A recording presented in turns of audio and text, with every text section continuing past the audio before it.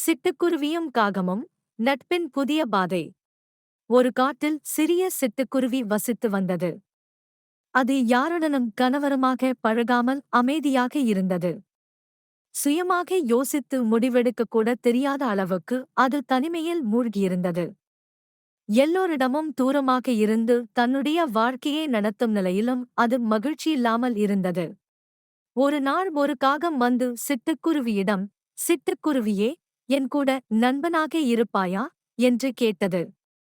சின்ன சிந்தனைக்குப் பிறகு சிட்டுக்குருவி சரி என்று ஒப்புக்கொண்டு அந்த காகத்துடன் புதிய நட்பு ஆரம்பித்தது.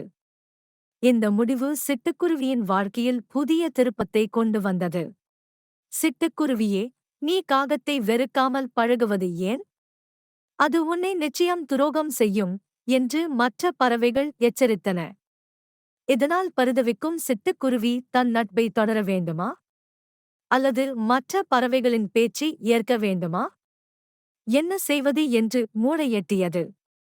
சிட்டுக்குருவி புதிய நட்பு அதற்கு தைரியமும் சுயநம்பிக்கையும் கற்றுக் கொடுத்தது.